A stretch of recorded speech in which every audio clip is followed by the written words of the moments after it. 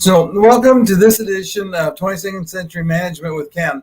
I'm privileged to have with me Dr. Bob Nelson. He is the president of Nelson Motivation. He's the world's leading authority on employee recognition and engagement, and he's worked with 80% of the Fortune 500 companies. He is a senior fellow for the Conference Board, a top thought leader for the Best Practices Institute, and was named a top 5 management guru by the Global Gurus. So that sounds really amazing. Dr. Bob, you want to tell us a little more?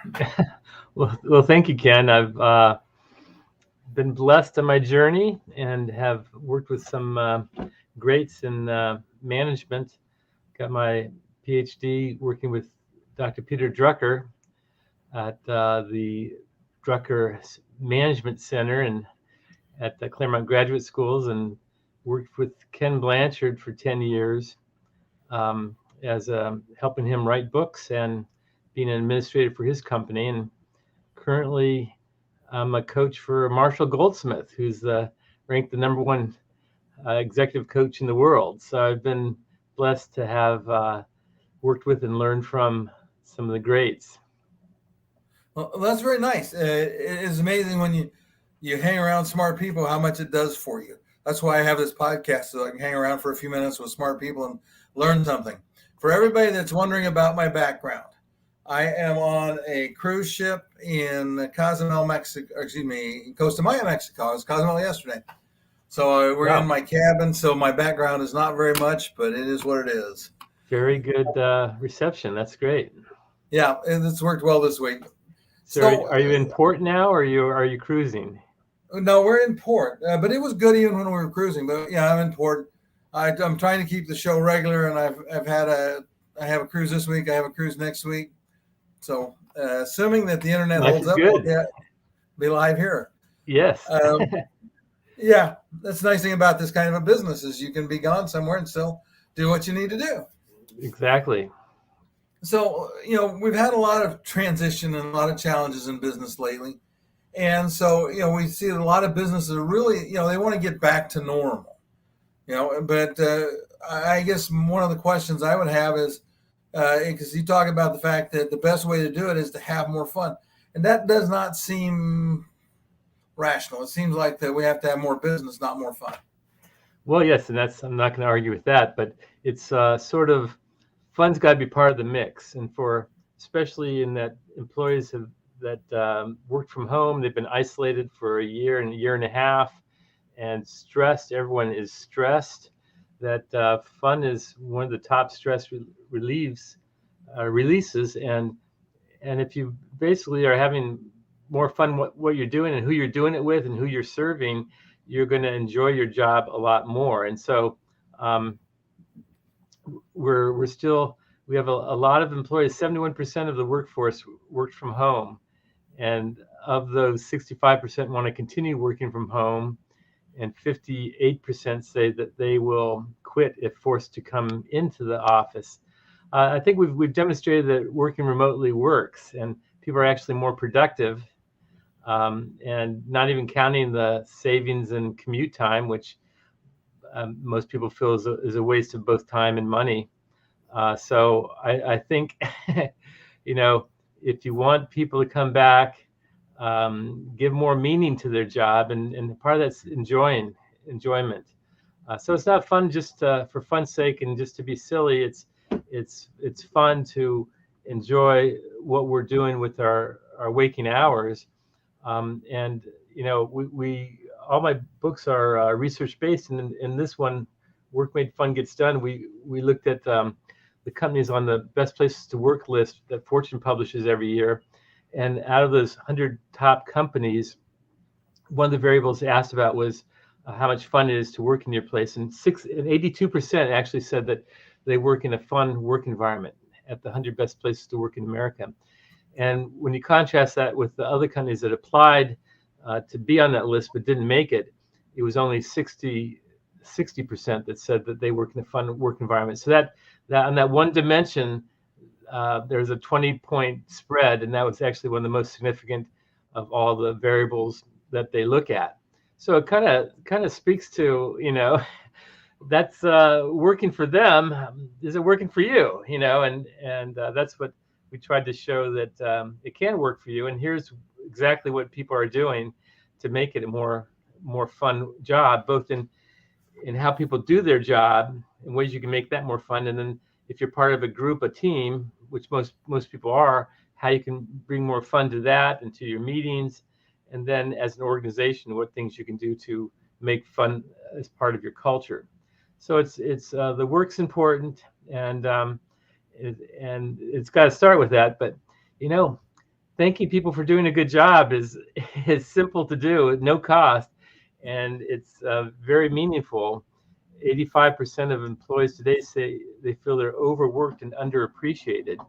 So just thanking people for the job you're already paying them for is an important thing to do. Only 12% of employees today say they feel recognized in ways that are meaningful to them. And when it comes down to it, most everyone wants to have meaning in their lives. And the biggest part of that is our work. And so they want to be part of something larger than themselves, where they feel that they're a significant contributor and they're valued for doing that. So that's a pretty simple place to start. Or likewise, when the team finishes a task or a new goal or installation of a new software platform, whatever it might be, taking time to celebrate is not frivolous. It's a chance to regroup and to reflect on what we did, to what learnings we have, and to have some fun then, to do a team building activity or bring in some food. Again, not hard to do. And I just, with the book, just trying to make the case that this has got to be part of the mix. It can't be, okay, now we're all behind, so we got to work 3 times as hard, because that leads to burnout, and that leads to people quitting, which is what we're seeing. The great resignation. Some 12 million employees have quit their jobs in the last 3 or 4 months, and it's expected to be up to 25% of the workforce by the end of the year. So if you want to bring people back to work, if you want to have them feel valued, if you want them to work hard, you have to thank them for what they've done. It's probably the most proven principle of management. You get what you reward, what you recognize, you'll get more of. And what gets recognized gets repeated.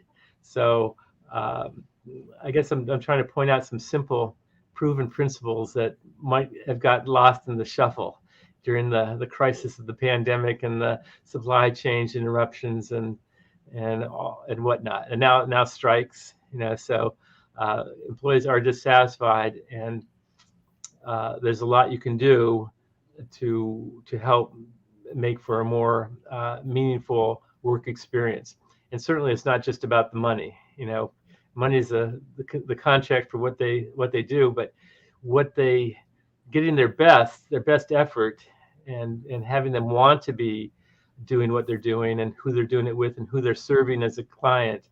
That is something that any company of any size can impact in a very real way. And that's what I'm all about, trying to show them how to do that. Okay, thank you. And I agree so much with that.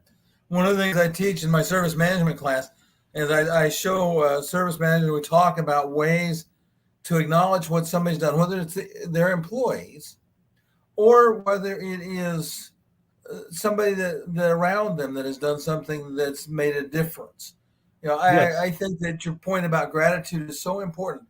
And I give them the very simplest suggestion that I use is that if somebody from outside your department has done something good, you send them an email saying thank you, and you copy everybody up the management chain above them.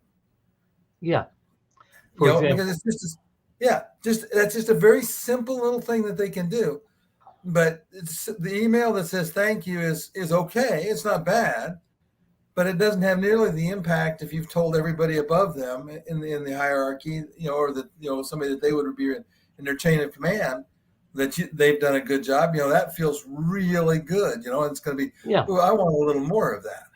And then if their manager then adds on and makes a comment or mentions the management team, that type of thing, it's easy to expand on recognition that's done, to build off it in simple ways. I worked with Hewlett-Packard, and they had, I remember a story there. They had a senior software engineer burst into his manager's office one day and said, "You won't believe it. I fixed a software bug. I've been working on it for weeks." And his manager, knowing the importance of the time of the recognition, wanted to do something then and there, not the end of the month or end of the quarter, end of the year. That's ancient history in any fast-moving organization. You got to capture the moment in the moment. So this guy literally gropes around his desk, hands the senior software engineer a banana from his lunch with the words, "I knew you could do it." Now, as simple and frivolous as that is, it wasn't frivolous to the person he gave it to. He showed everyone the banana the boss gave him and why it took on a life, a story.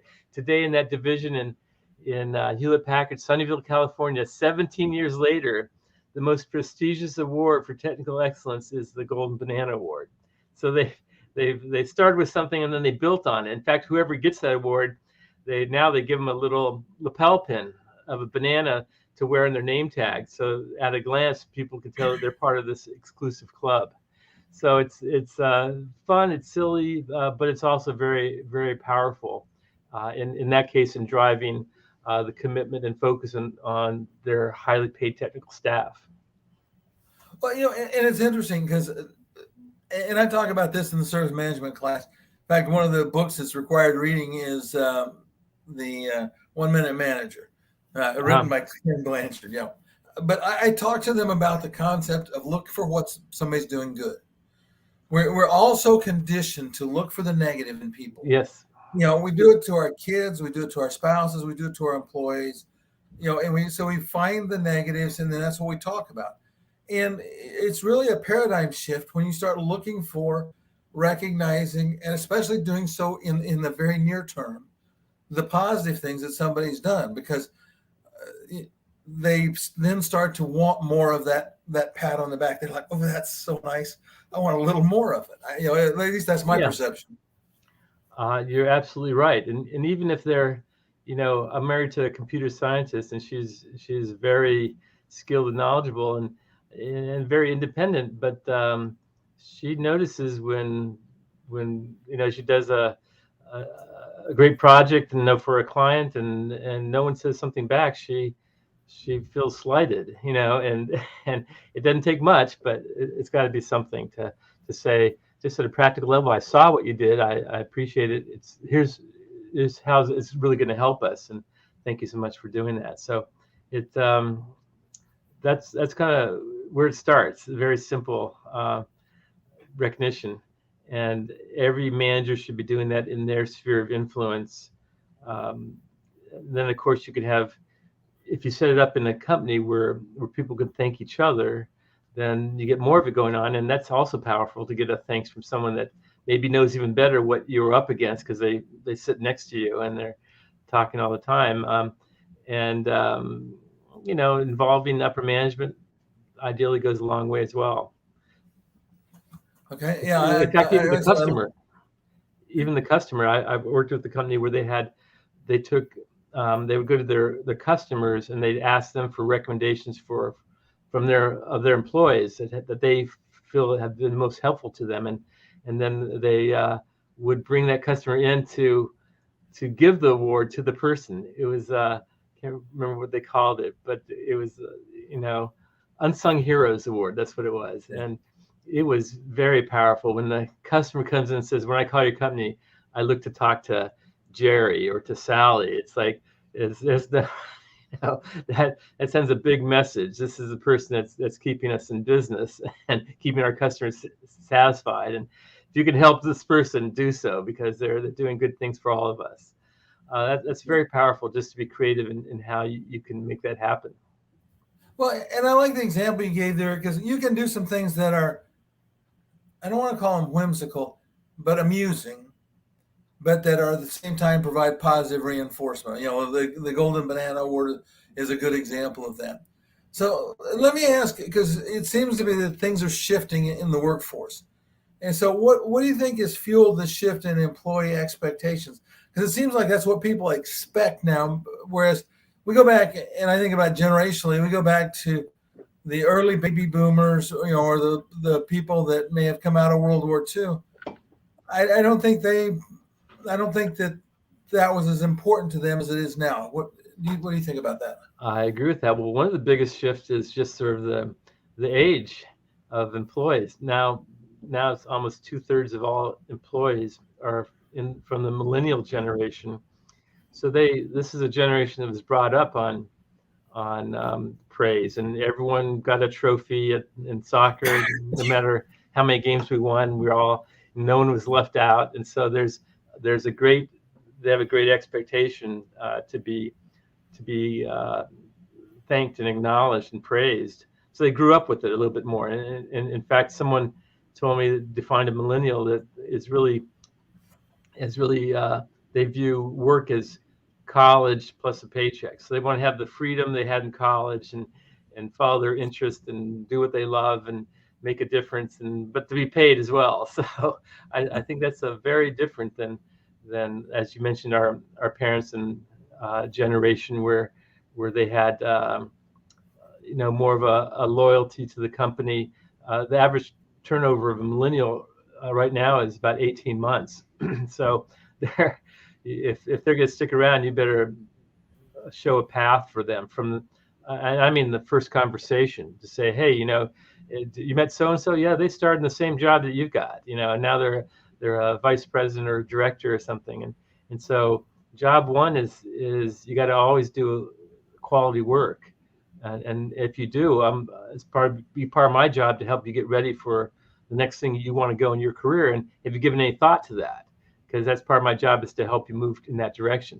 Wow, that's a very different than a boss that's just going to bark orders at you and tell you what to do. So you've got to show, I believe the manager's got to show that they're on the employee's side of having their best interest at heart. And if they show that through their actions, that's going to send a huge message that will lead to the person wanting to work for that manager and staying around longer. If you create a culture of recognition in your organization where we do this as a matter of course, everyone does things in terms of thinking, we're positive, we're focused on when we do make mistakes and those happen, we focus on the learnings, that type of thing.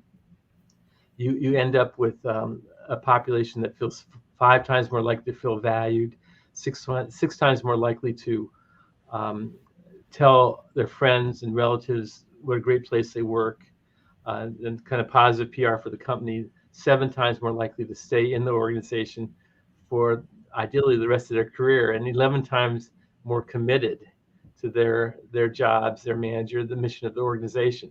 So some huge benefits just from doing this simple activity in a consistent, sincere manner, and timely as well. It's got to be, like I said, capturing the moment in the moment.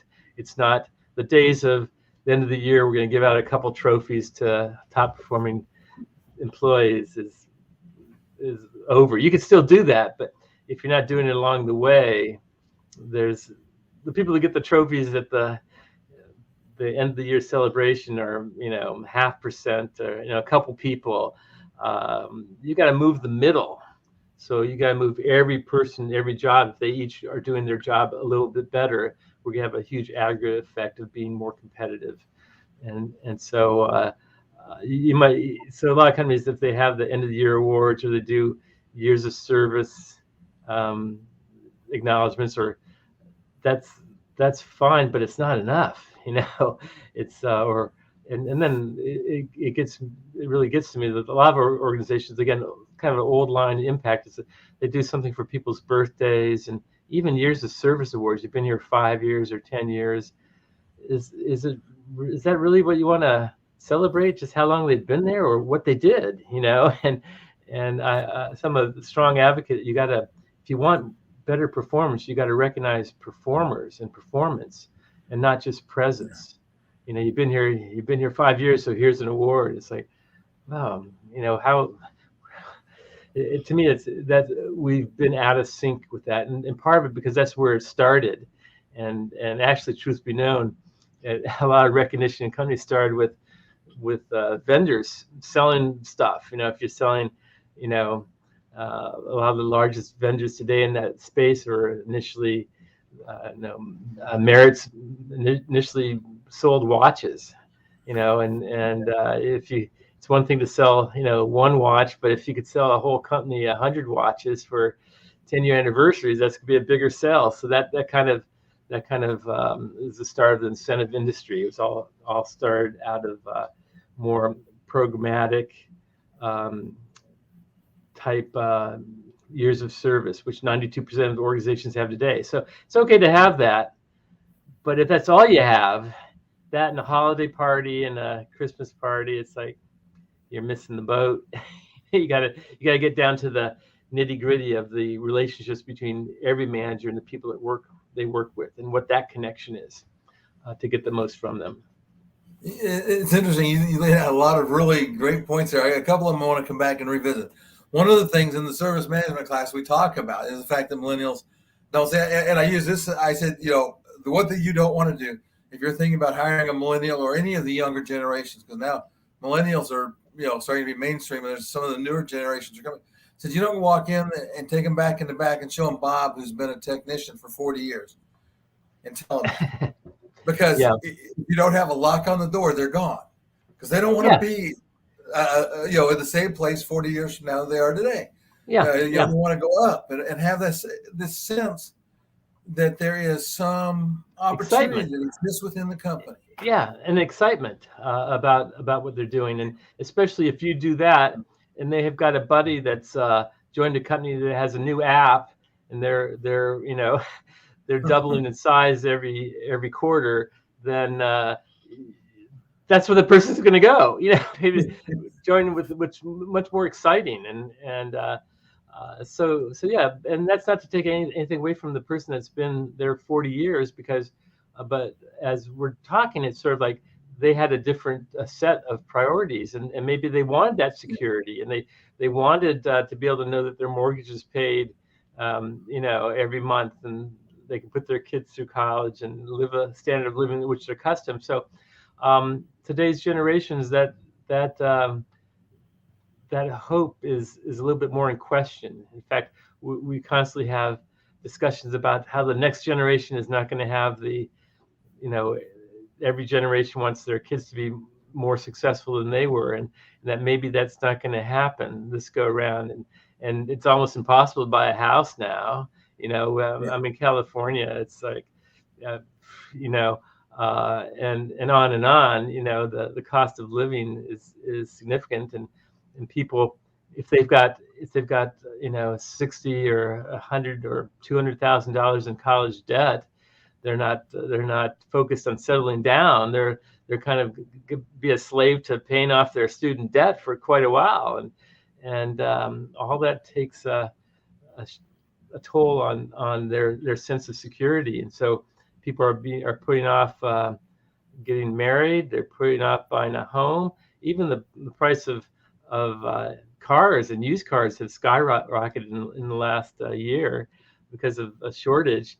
And so we're in a different era on a lot of different fronts. And I think for someone to be, it's not uncommon for a younger person to say, what does it really take to be successful, and to make the money that they want to support the lifestyle that they're accustomed to.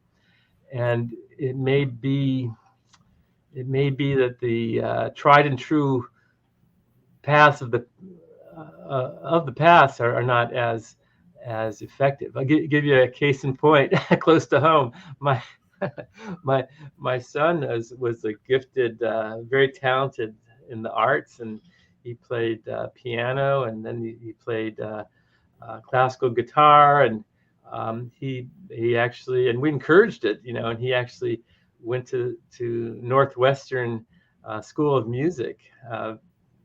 Very, very talented. He did very well. He's won guitar competitions, and yet when he went to graduate school at USC in classical guitar, and he really went there to answer a question: could he make a living doing this? and he would be happy as a clam to be at a small, liberal arts school in the Midwest teaching classical guitar and music theory to students. But wasn't meant to be, and it is. So he actually made a living for a while playing for weddings for $150, and he was creative, and he did Skype lessons with people around the world because to learn the skill you've got to have coaching on it. Yeah. And so he had some success, and so he realized he could make a living, but it was not going to be easy. It was going to be a constant struggle. It's and the classical guitar isn't an orchestra instrument, so you got that whole you don't have that possibility. So, he sized it up and said, I gotta pivot and retool. And so he went to a boot camp for programming in San Francisco called Hack Reactors, that Forbes magazine advertised as 3 months to 6 figures. And sure enough, he did this 3-month program. He graduated. He got 8 job offers, and now he's well along into a career as a manager in computer programming, which has a lot of parallels with music. Actually, you got to be it's very linear, but you got to be creative as well. So if you step back from that, and so his education at Northwestern, an elite top school, 4-year education was $200,000, and he was doing gigs for $150, and scrambling all the time. And then he went to a program that was an immersive training in the latest programming languages, taking people from all walks of life. He was a guitarist. They had school teachers. They had medical doctors. They had across the whole gamut. They had one common element. They each wanted to learn a skill set that would take them into this a security in their lives in a high demand area. And so that program cost $17,000. He got 8 job offers from $85,000 to $135,000. And they worked, and then he was in the driver's seat to pick where the best match was with his values. Yeah. He worked for a company that did farm to home delivery. He he worked in programming. He was promoted several times, and then ran the programming department. And then he's recently pivoted again, and now he's working for a cyber currency related job. It's 100% virtual, 100%. There's no office, and he's making $220,000 plus stock option. It's sort of like it's the job that he's doing didn't exist 5 years ago, let alone 20 years ago, and the company he's working for is quadrupling in size every quarter.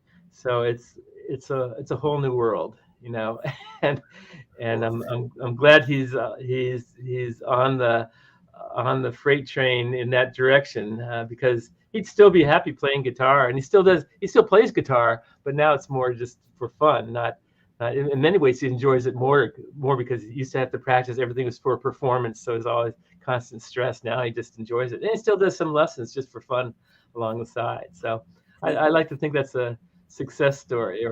And my daughter, similarly, she was 5 years younger than him, and she, very ideal. And she went to work for a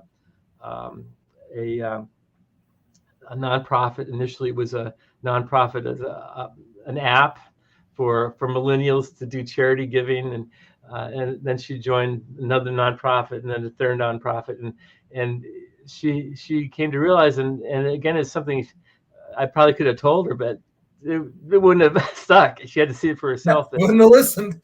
Yeah, that that basically the life of nonprofits, you're constantly spending time trying to raise money from people, begging money from people that have money, and the ability to do the things that are most impactful, or maybe you could do that better if you get into the mainstream. And so she retooled, and last December she quit her job, and of course, which is always concerning, and I hear another old line thinking, well, you don't want to quit a job before you have another job to go to. That's not how it's done now. They both said no. Actually, finding a job takes so much commitment and to research and for computers, you have are given projects to complete as part of the application process, maybe 5 interviews, different levels and group interviews and stuff that you can't do that while you're working somewhere else. You'll fail at both. And so she quit her job last December, and in March she took another job that's not a nonprofit, $100,000 pay increase, and is much more satisfied and doing work that is meaningful. So that's kind of a snapshot of the younger generation right now, that they aren't confined to. And my son, he talked his girlfriend into taking the same computer boot camp over her parents' objections. You haven't been at that job a year yet. It'll look bad on your resume. And finally she said, I don't care, I'm doing it. And she went to the same boot camp in San Francisco. 3 months later, she graduated. The next day she got a job offer from Apple Computer. And she already had another job offer that she wanted to do. And she turned down the offer with Apple. And they said, are you sure this is Apple? She goes, well, the commute's going to be longer. And it was like, okay. It's a different world. It's really a different world. And as much as we want to help the kids, after us, our own kids and others, it's a different reality. And you have to be attuned to the work environment now and what it takes to make a connection and maybe perhaps higher than in the past, that meaning and the fit with the culture is important. That going back to our parents' days, my dad was a trained auto mechanic by Ford Motor, and he the program that he was trained by was a government funded, and the day he finished it, they laid him off, and so it's sort of, he was glad to get, and he instantly got a job from across town from General Motors, but you were glad to get that job, and you worked for a large company like that, you were set for life, and that's not the way it rolls these days. And I think, actually, let me go back to our original track. I love thinking about the generations and the factors that have shaped the way, because it's not that the kids are necessarily fundamentally different, but it is that the experiences they had growing up and the things they saw that molded their view of the world around them. Yeah. The millennials lived through some tough times, and they don't have any trust in companies because they saw what happened with their parents. But yes, exactly. My next door neighbor worked for IBM for 29 years, and then he was laid off. And so you learn to be, have a loyalty more to yourself over a big company, and to be the driver of your own career, and to constantly be shaping your skill set and resume. So, yeah, I agree completely with you. Okay, so let's talk about in the book you outline some ways to make work fun. So we've talked about a couple, but what else can companies and employers do to really make their work environment both fun and productive? Sure. Well, and again, we've got over 400 real life examples in the book, so it's not us just making stuff up, but it's like here's what they do. So the way we structured it was we have ideas that relate to making your own work more fun. And then things you can do as a leader of a group, and then things you can do as a member of a group, and then what you can do as an organization in general. And so to start with that, the organizational side, like the president of Belmont College in Nashville, he did a year sabbatical to go investigate highly successful companies, and came back and said, sure enough, every company I visited was a culture of fun that was in the air, and people were constantly having fun as they were doing their work. And so he said, we got to have more fun here. We can't be a stodgy educational institution. And so he created a fun committee, and got people on it and said, it's not a money thing. If you need some money, let me know. But what would people like to do to celebrate, to have fun, to boost morale, to all across the chart. And just like routinely, they did different things. Likewise, I worked in Seattle with a company where I had someone heard me speak, and speaking to like 800 people in Seattle, and this one person looked familiar, and she goes, "Yeah, I heard you speak about 6 weeks ago." And I left the room. I was inspired and I left the room with one thing in mind: I'm going to make this happen. I'm not asking permission. I'm going to start doing the things I talked about to get things going in the area. I said, "Well, what'd you do?" She goes, "Well, I created a happiness committee. It had 5 people on it. No one knew who they were. It was anonymous, but any one of those 5 people could say, it's time to do something." Well, what types of things would they do? Well, we had a picnic up on the roof to celebrate landing a new client, and that was kind of fun. Or we bartered meeting space that we had with a company on the next block over, a limo company that needed meeting space for their staff meetings. And so now they give us free limo rides that we can use to celebrate or pick someone up on a day of celebration. And just on they went. And she had almost instantly a buzz in her department. People were excited. They were having fun, but it was all within the context of getting the work done, and helping each other. And other managers started noticing and say, "What are you doing in your group? Your people are having so much fun. There's so much energy. Well, come to the next meeting. We don't have any secrets here. Let's have a joint meeting." And it got bigger and better. And from that first conversation, when she heard me speak, to fast forward about 18 months later, that company, Perkins Coie, a law firm, entered the best places to work in America, number 23 on the list. And I would contend it was from one person, a manager of the finance department in the middle of the organization. We like to think it all has to start from the top. And sometimes things happen easier when it starts there, but it doesn't have to start there. In this case, it was a manager in the finance department that really kind of lit the fuse that led to a complete culture change for that organization. And I could roll out 100 examples like that. That. Well, I was saying, and that's interesting because for the most part, I don't think any of us would think of a law firm as being a fun place to work. Exactly. So it kind of begs the question: if they could do it, and they're a law firm, and you're a startup company, come on. A lot of small companies say, "Well, we don't have the budget to do a lot of motivation." I go, "What are you talking about? You've got daily visibility with your founders and leadership. You've got you could be flexible. You're not rule bound by a 300-page policy manual. You know how many corporations would like to have that type of flexibility? You got to look at what you do have and work with that, not what you don't have." And I find that to be kind of universal. Companies I work with, they all kind of start with, "Well, we can't do this. We're unionized. We can't do this." Well, wait, back it up there. Invite the union to be part of it. Don't stop pitting them as the enemy and have them be part of it. Oh, okay. Well, we haven't thought of that. So. Yeah, pretty obvious, but. Yeah, well, sometimes it's not obvious. You get myopic in how you've always done it, and that's what I like to think that my books and help can be kind of eye opening and maybe to look at the obvious stuff that everyone's looking past. So and that actually is part of the challenge on a soft skill, because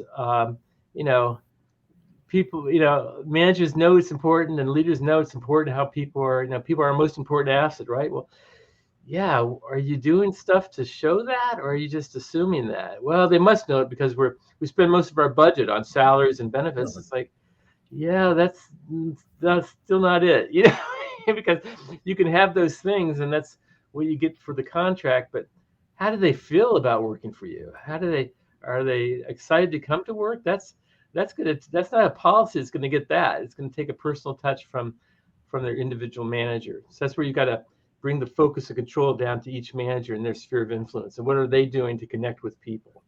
And when it comes down to it, people are different. So what you do for one person might be different for someone else. That Jerry's you got to check in with him every 5 weeks, or he starts to feel but Sally's she's more independent. I could just, in fact, the way I reward her is to give her more responsibility or give her greater visibility, and wow, good job, Sally. Would you like to present these findings to the management team? I'd love to. Okay, I'll set it up for you. So you expand the pool of things you can do instead of narrow it. I couldn't have. That's why I wrote a book called 1,001 Ways to Reward People. It's not just one thing, and it's certainly not just salary and benefits. That's actually pretty stiff, and that's the formal contract, what you pay people. It's all the other stuff that adds up to getting the most out of them and having them be a true ambassador for the business.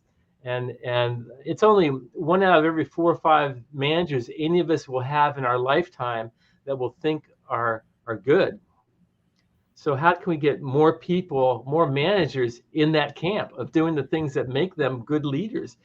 And I tell you what, if it's people first, you better start with catching them doing things right and asking them questions, not telling them things. But in fact, people ask me I talk to first-time managers, and what should I do? I was going to go in and make it really clear. I expect them to be at work and stuff. I go, because you're promoted to the job, a lot of times people have a feeling that they've got to prove themselves, and they prove themselves by acting what their mental image of a manager is kick butt and take names. And no, you got to start by asking questions and interview each person that's going to work for you and ask them about their job and what they could do to do it better. Peter Drucker defines management as getting the work done through others. It's not being a super worker and trying to do it all and catching people doing things right and taking it back and doing it for them. I knew I couldn't trust you. It's not being a micromanager. It's being there for your people. And so if you get that going, and you interview all your people, and then you prioritize and see what would really help the most, and then you go to your boss and you say, you put me in this job, you got to back me up, and we need the resources to upgrade the software. I'm telling you, you got to back me up, and then they'll do that, because you're in a honeymoon period, and wow, now all your employees go, wow, this person can make something happen. This is great, because the last 3 managers, all they cared about was politics and making sure that they took credit for your ideas, and who needs that? Here's somebody that's really on our side. Game over. You're going to be on a whole new path. They're going to want to. And then they're going to be bending over themselves, paying you back on because you've helped them and you've helped them their careers.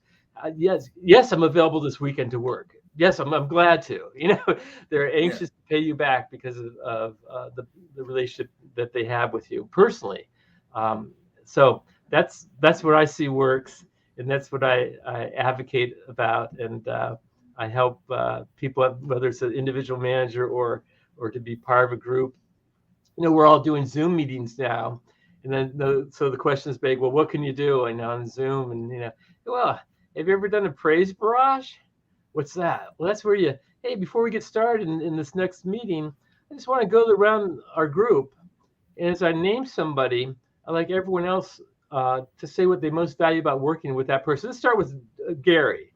Okay, how about Melody? And you take 10 minutes, you go around the group, and what have you just done? People have gotten individual positive feedback, 100% positive, by the way, from people they work with. And I guarantee you, they're going to feel like $1 million. And whatever they were recognized for, Tom's so good at drawing out the quieter people in the group. Now they're going to be great at that because what gets recognized gets repeated. And you're going to have a tighter team, a more solidarity among the team.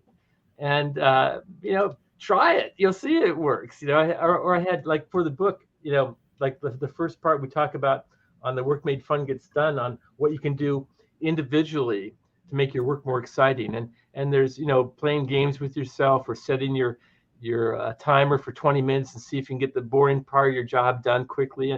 I interviewed a woman. She goes, well, when I really want to connect with the work and feel meaning in what I'm doing, I put on, in 2015, Yo-Yo Ma played a 3-hour concert from memory for 8,000 people. It was Bach's six concertos for the cello, and he played 3 hours straight with like a 3-minute break in the middle. And she says, when you hear that music, you feel as God's hands are moving through him, and to hear that when I'm working, it makes my work more meaningful. That I'm doing things that are important. I got off the phone and I tried it. It was like, she's right. It was great. And there's a no cost thing. It's free on the internet, 2015 Yo-Yo Ma, And so we collected a lot of ideas like that work for, and probably the biggest surprise I had on the whole fun thing, is that it was different for everybody. I kind of thought, that's my biggest surprise in the whole project. For a couple of years, we spent researching and interviewing people that, I thought, if you ask me what's fun at work, well, that's easy. It's when you're laughing, you're having fun. But if you ask my wife what's fun for work, she would say, because I've done this, and she goes, well, it's fun when you had a good day, you worked hard, you came home and you feel satisfied. Then that was fun. I go, really? That's fun? Yeah, well, I can't argue with what's fun for her. I know it's different than for me. And I found everyone had a different definition, which is really great, because now there's a richness. And let's do what's fun for you. And next week we'll do what's fun for me, and we'll all benefit from it. So I've had fun with that, and where I managed people where we'd have meetings, and I remember we did a thing where let's start our meeting with a joke. Who wants to do next week's? And then we'd go through the whole group, and some people were better than others, but they had a whole week to practice. And even if it wasn't that great a joke, we'd all laugh, and it was, and they got a little bit better at a skill that that type of thing. So we're in it together, and what can we do? Or I had I interviewed a CEO for the book. He talked about trying to set up, a couple times a year they do a team building, a group function activity for the company, and sometimes with their families, sometimes with their spouses, and the CEO said, every time I do this, it never seems to quite work. A lot of people don't like it, and people don't come, and we're spending money, but it doesn't seem like we're getting a return on it. And finally, and they had another executive do it, same results. And finally, he kind of dawned on the idea, why am I pushing so hard when this isn't my thing? Let me find someone that's actually good at this. And he got a millennial and asked him, would they be willing to do it? Of course, they'd love to. And they use social media tools to survey the company, and then the timing that works out best for people, which is another thing, because he'd pick timing, that worked for him as CEO, but he didn't have kids anymore. And it's like everyone else, it was a whole hassle. And they ended up, they did something, and people, they loved it. The first one they did was one of these medieval shows where they had a show and they'd serve, turkey legs, and everyone loved it. The kids loved it. Families loved it. It really did what they were trying to do, was to bring everyone together and have a common joyous event. And so he had to have that realization that he was pushing on a rope, and he needs to back off and give someone else the chance to do it. And so it's that type of strategies. How can you get to the things that work?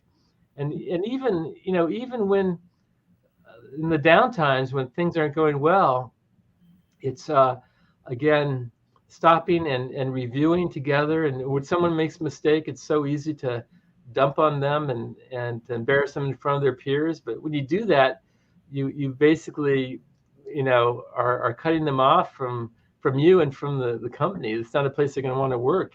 Bill Gates, he once said you could tell a lot about the long-term viability of any organization simply by looking at how they handle mistakes. Because if you criticize and embarrass someone in front of their peers, they're not going to make that mistake again, but they're not going to be there anymore either. and so, well, if they are, they're not going to do anything.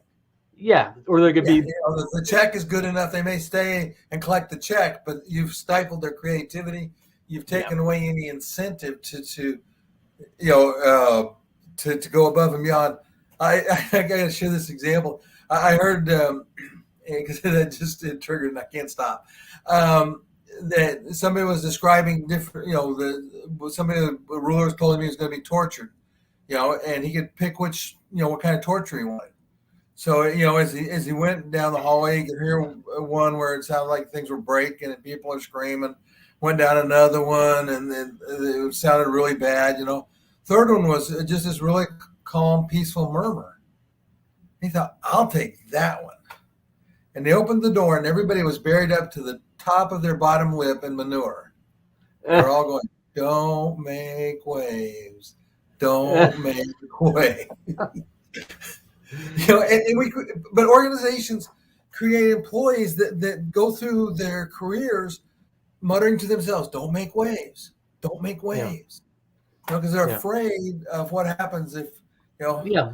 And if they're criticized, then they're going to start spending more time on covering their tracks and writing a summary email to make sure if it goes south that it's someone else's fault. And they can put more energy in that negativity, if you will, that in itself becomes kind of a self-fulfilling prophecy. So it's sad when I see that individually or as an organization. So because it's so much powerful to leverage the positive, but yet not common, common knowledge, but not common practice. It was Voltaire that first said that in the 16th century, that common knowledge is not very common. And that's what I find I tend to, all the topics I tend to gravitate are in that camp, that they're kind of common sense, but they're not common practice. And oftentimes because they're immediately dismissed, like fun. No, people can have fun on their own time. We're paid to work, and but just back that up a little bit and look at it a little bit closer. I'm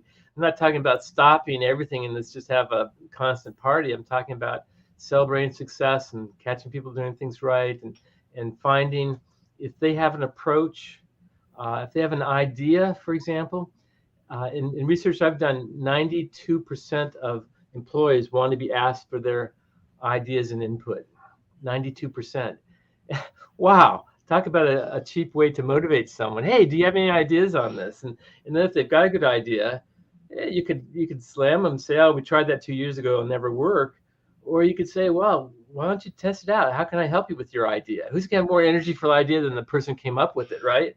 And man, that's a simple thing, but enormously powerful if you can harness it. So I worked with a company in Connecticut, Boardroom Inc. They do newsletters and these large books, and they started a thing called iPower, where they ask employees, every employee, not employees in general, but every employee to suggest 2 ideas each week for how we can improve things around here. How could we can save money or streamline processes or better serve the customer. 2 ideas, everyone. And it took them a couple tries to get it going, but once it did, man, it was enormously powerful. Doing that one thing well led to a 5-fold increase in their revenues in a 3-year period. They had, I remember they had a kid that was worked in the shipping area, and one of his suggestions, just 1 week, he said, next time we get this big book printed, if we can cut down the paper size less than a 1/16 of an inch, I think it'll fall in the next shipping rate. Will save some money in postage. And they go in there, is he right? They cut up a book. He's right. And they made that simple single change. In the first year, they saved $500,000. The CEO of the company, Marty Edelson, told me, he said, Bob, I've worked in direct mail for 27 years. I didn't even know there was a 4th-class postal rate. But to the young kid who's staring at the postal chart day in and day out, he knew there was. If we can tap into his head as to what he sees, we can all improve as a result. And so it went. Thousands and thousands of little suggestions that made them better and better. So, for most companies, their idea of getting employee suggestions is a suggestion box in the lunchroom that's got a lock on it, for no one's ever going to open it, And if anyone hears it all, they get a form that says, here's why we're not using your silly idea. What gives you the right to tell us what we should do in purchasing, And sorry, it won't happen again. And the whole thing is grinds to a halt before it even got started, So it's looking at I've had a passion for finding the simple things, the unsung topics that could really regenerate an organizational as a force using the collective power of all employees, and that's what I love doing. And I don't know, I probably have happened on a handful of them at most. That here's something, yes. So another book I did was called Ubuntu. It was on about the South African principle of unity and connectedness that Nelson Mandela used to unify the nation after the fall of apartheid in 1989. And I saw this, I learned about it, and I said, this is what American business needs. And so I did a book on it, and I bring the principles into a work environment, how to build a stronger team through the principles of Ubuntu. And I love it, and it definitely, these things definitely work. They can feel like magic, but they're basic blocking and tackling around proven principles, and that's what I enjoy sharing and helping people with in my books, my speaking, and my consulting. Well, very nice. Dr. Bob, it's been a real pleasure talking with you. We'll say Likewise. goodbye to the audience. So everybody that's here, if live, we're glad you were here with us today. If you're watching it on the replay, you haven't subscribed to the YouTube channel, or you're not following me on LinkedIn, I do this every week. I've had the privilege of talking to some amazing people like Dr. Bob. So we'll say goodbye. See everybody. Let me take one step further, that if anyone is interested in having my latest book with my compliments, Work Made Fun Gets Done, if you send me an email with your best mailing address, I'll put one in the mail to you, no cost. As thank you to you and to your listeners. My email is bob@drbobnelson.com. My website is www.drbobnelson.com. And I have all my books actually are at discounted prices on my website. So send me an email if you'd like to get a copy of the book. And thank you, Ken, so much for your time. Well, very nice. And what we'll do is we'll make sure that all of that stays in the show notes for all of the different places that you might be listening or seeing this, so that way you can find his contact information, find out how to get a copy of that amazing book. Again, thank you very much. We'll see everybody next week. Happy cruising.